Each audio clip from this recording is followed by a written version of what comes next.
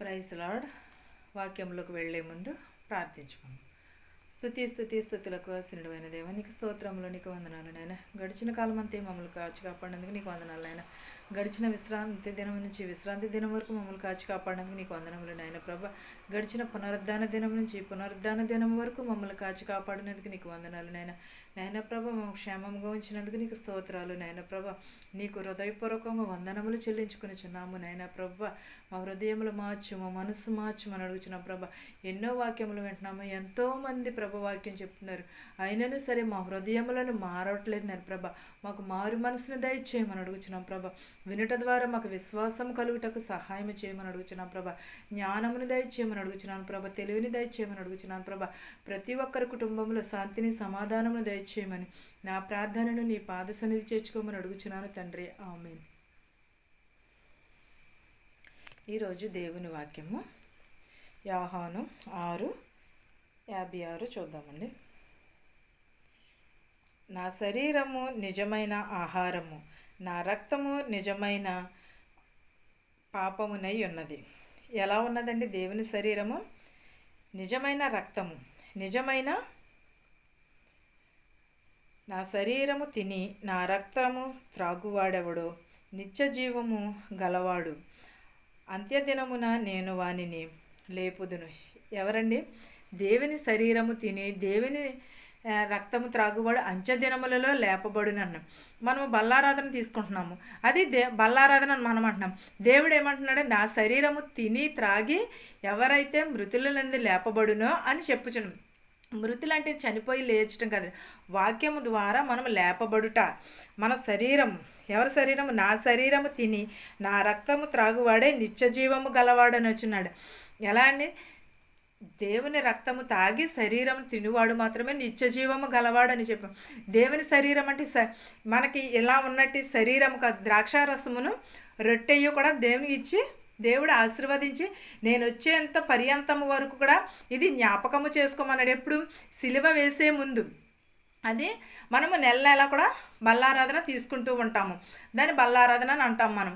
దేవుడు ఏమన్నారంటే నా శరీరమును నా రక్తము తిని నిత్య జీవం పొందమని చెప్పుచున్నాడు. నేను వచ్చేంత వరకు కూడా దీనిని గుర్తించుకోమని చెప్పుచున్నాడు. శరీరము తిని త్రాగి కూడా నేను వచ్చేంత వరకు గుర్తించుకోమని చెప్పుచున్నాడు. 6:52 చూద్దామండి. యూదులు ఈయన తన శరీరమును ఎలాగూ తిననీయగలడని ఒకనితో ఒకడు వాదించిరి. ఏంటి? దేవుని శరీరం అంటే మన చర్మము తినేయడం కాదు కదండి, దేవుని శరీరం. ఎలాగో వాళ్ళకి వాళ్ళే వాదించుకుని చున్నారు, ఎలా తినమంటున్నాడు ఈయన శరీరం అని. కావున యేసు ఇట్లా, నేను మీరు మనుష్య కుమారుని శరీరము తిని ఆయన రక్తం తాగితేనే కానీ మీలో మీరు నిత్య జీవము గలవారు కాదని. ఎవరండి?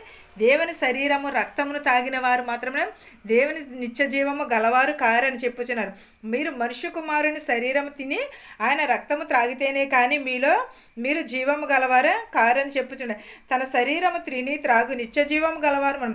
అంత్యదినమున నేను వానిని లేపుదును. ఎప్పుడైనా అంత్యదినమున మనం ఎప్పుడైతే బల్లారాధన తీసుకుంటామో అప్పుడు అంత్యదినమున దేవుడు మనల్ని జీవము గల తండ్రి నన్ను పంపెను గనుక నేను తండ్రి మూలముగా జీవించుచున్నట్లే నన్నును తినువాడును నా మూలముగా జీవించును. ఎవరండి? యేసుక్రీస్తుని తినడం అంటే ఏదో తినేయడం కాదండి. మనం అన్నము కూర వండుకుని తినేయడం అది కాదు, మాంసము తినేయటం కాదు, మనము చేపలు తినేయడం కాదు. ఇది కాదు తినడం అంటే. దేవుని వాక్యము తినాలి, దేవుని ప్రార్థనను మనం హృదయంలో నింపుకోవాలి. వాక్యమును తిని ఉదకని స్నానము చేయాలి వాక్యంలో. ఆది అందు వాక్యం ఉండను, వాక్యము దేవుని వద్ద ఉండేనని చెప్పుచున్నాడు యోహానులోను. దేవుడు లోకముని ఎంతో ప్రేమించాడు. మనం ఈ బల్లారాధన తీసుకున్నప్పుడు మనం సమాధానం పడాలి. మరి మన తోటివారితో సమాధానం పడుతున్నామా? మన తోటివారితో మనము సాంగత్యం కలిగి ఉంటున్నామా? మన శత్రువుని ప్రేమిస్తున్నామా? కానీ చాలామంది కూడా బాప్తీసాలు తీసేసుకుంటున్నారు. ఎలా తీసుకుంటున్నారు బాప్తీసాలు? మా పాపక్షమాపణ లేకోకుండా బాప్తీసం తీసుకోవడం అది తప్పు కదా. బాప్తీసం ఎలా పడితే అలా తీసుకుంటున్నారు, కానీ అది మనము శాపగ్రస్తులు అవుతాము. ఎలా పడితే అలా తీసుకోకూడదు. మనం బాప్తీసం తీసుకున్నామంటే మనం చెడు మాటలు మాట్లాడకూడదు, చెడుని చూడకూడదు, చెడుని వినకూడదు. మనము వాక్యమును అనుసరించే మాటలు, అబద్ధాలు మాట్లాడకూడదు, ఎదుటివారి కాపురాలు కోర్చకూడదు, ఎదుటివారి మీద అబద్ధ సాక్ష్యములు పలకకూడదు, ఎదుటివారిని మోసం చేయకూడదు. మనము ఎప్పుడు ఇక్కడ బల్లారాధన తీసుకున్నప్పుడు మన ప్రవర్తన జాగ్రత్తగా ఉండాలి. మనము జాగ్రత్త, మన నోరుని కూడా చాలా జాగ్రత్తగా ఉండాలి. మనం బల్లారాధన తీసుకుంటామంటే ముందు మన శత్రువుతో సమాధాన పడిన తర్వాతే మనము వెళ్ళి బల్లారాధన తీసుకోవాలి. అంతేగాని మన శత్రువుతో మనం సమాధానం పడుకోకుండా మనం ఎప్పుడైతే బల్లారాధన తీసుకుంటామో అది బల్లారాధన కూడా అవదు. దేవుని శరీరం అది, దేవుని రక్తం అది. అది తింటున్నామంటే మనం నిత్య జీవమునికి వెళ్ళాలనే కదా, మన హృదయమును మారాలనే కదా. మనం బూతులు తిట్టకూడదు, మనం వ్యభిచారం చేయకూడదు, దొంగతనం చేయకూడదు. ఇవన్నీ కూడా మానేసి మనం బల్లారాధన తీసుకోవాలి, బాప్తీసం కూడా తీసుకోవాలి. ఇవన్నీ చేస్తూ ఉంటూ కూడా మనం బల్లారాధన తీసుకున్నాం, ఒకవేళ మనం బాప్తీసం తీసుకున్నా అది వ్యర్థము. ప్రతిదీ ఈ రెండు కూడా లేనప్పుడు వ్యర్థం అంటే వ్యర్థమే, అంతే తప్ప కానీ అలాంటి వ్యర్థమైన మన పాపం ఇంకానూ మూట కట్టుకుంటున్నట్టు అలాంటి. ఒకవేళ తెలియకపోతే తెలియాలి, బైబిల్లో చూసుకుని చదువుకోవాలి. మన బాప్తీసం తీసుకుంటున్నాను, ఎలా తీసుకుంటున్నాను, బల్లారాధన తీసుకుంటున్నాను, నేను ఏం చేయాలి బల్లారాధన తీసుకునేటప్పుడు అని మన హృదయాన్ని మనం గోచించుకుని మనకి మనం ఆలోచించుకుని అప్పుడు తీసుకోవాలి. మనం బల్లారాధన తీసుకుంటే మన శత్రువుని ప్రేమించమని చెప్పాడు దేవుడు, మన తోటి వారిని ప్రేమించమన్నాడు. ఆయన శరీరము, ఆయన రక్తము త్రాగుతున్నాం. మనం నిత్య జీవము గలవారము, మనం నిత్య జీవము కావాలనుకున్నప్పుడు కూడా అవన్నీ కూడా విడిచిపెట్టేయాలి. మన పరలోకము నుండి కూడా దిగి వచ్చిన ఆహారము పితరులు మన్నాను తినియు చనిపోయినట్లు కాదు, ఈ ఆహారము తినువాడు ఎల్లప్పుడూ జీవించును, నిశ్చయముగా మీతో చెప్పుచున్నాను. ఏంటండి, ఎప్పుడైతే దేవుని ఆహారం తీసుకుంటామో నిత్యము కూడా మనం జీవిస్తామని చెప్పుచున్నాడు. మనము బల్లారాధన తీసుకునేటప్పుడు కూడా ప్రతి ఒక్కరూ కూడా సమాధానం పడాలి, తోటివారిని ప్రేమించాలి. ఒకవేళ నీకు ఎవరన్నా శత్రుత్వం కలిగి ఉన్నారనుకో, వెంటనే వెళ్ళే వాళ్ళని క్షమాపణ అడిగి అప్పుడు మీరు బల్లారాధన తీసుకోవాలి. కానీ మీరు క్షమాపణ లేకుండా, సమాధానం లేకుండా బల్లారాధన తీసుకుంటాం కూడా అది ఒక రకమైన పాపమే. అది పాపము మూటగట్టుకుంటున్నట్టే. ఈ వాక్యమును మీకును మాకును మరందరికీ తోడయ్యుండును గాక. ప్రార్థించును. స్తుతులపైన ఆసీనుడైన దేవా, నీకు వందనాలు, నీకు స్తోత్రాలు నాయన ప్రభా. గడిచిన కాలం అంతే మమ్మల్ని కాచి కాపాడి సజీవర లెక్కలలో ఉంచినందుకు నీకు స్తోత్రాలు నాయన ప్రభా. ఎన్నో దినములు గడుచుచున్నవి నాయన ప్రభా. మాకు శాంతిని, సమాధానం దయచేయం ప్రభా. నీ యందు నిద్రించిన వారు నీ రాజ్యంలో చేర్చుకోమని అడుగుచున్నాం ప్రభా. మా శత్రువులని, మిత్రువుని దీవించమని అడుగుచున్నాం ప్రభా.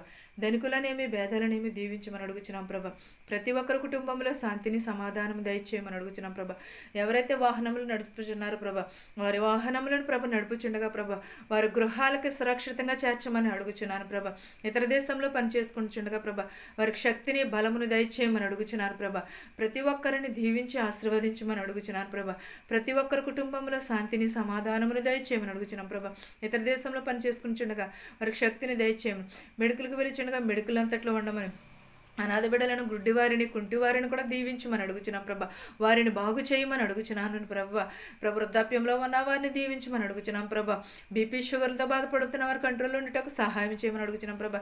పిల్లలు లేని వారికి పిల్లలు దయచేయమని అడుగుచున్నాం ప్రభా. చదువుకుంటున్న బిడ్డలు ప్రభు వచ్చుచుండగా వెళ్ళిచుండగా ప్రభా, రాకపోకలైంది మీరు ఉండమని అడుగుచున్నాను ప్రభా. ఉద్యోగాలు లేని వారికి ఉద్యోగంలో దయచేయమని అడుగుచున్నాను ప్రభా. ప్రతి ఒక్కరి కుటుంబంలో శాంతిని, సమాధానమును దయచేయమని అడుగుచున్నాను ప్రభా. మా దేశాలని, మా సంఘాలని దీవించమని అడుగుచున్నాను ప్రభా. ప్రతి ఒక్కరికి మారు మనసు దయచేయమని అడుగుచున్నాను ప్రభా. గడిచిన పునరుద్ధాన దినం నుంచి పునరుద్ధాన దినం వరకు మమ్మల్ని కాచినందుకు నీకు వందనములు నాయన ప్రభా. నాయనను ప్రభా, నిన్ను స్తుతించే భాగ్యం మాకు ఇచ్చినందుకు వందనములు నాయన. నా ప్రార్థనను నీ పాద సన్నిధి చేర్చుకోమని అడుగుచున్నాను తండ్రి. ఆమేన్. పరలోకమందున్న మా తండ్రి, నీ నామము పరిశుద్ధపరచబడును గాక, నీ రాజ్యం వచ్చును గాక, నీ చిత్తము పరలోకమందు భూవేంది నెరవేరినట్లును అనుదిన ఆహారం నేడు మాకు దయచేయము. మరణస్తులను క్షమించిన ప్రకారం మరణమును క్షమించము. దృష్టి నుండి శోధన నుండి తప్పించము. రాజ్యమును, శక్తియు, మహిమయు నిరంతరము నీవై ఉన్నావు మా తండ్రి. ఆమెన్. ఆమెన్. వందనాలు.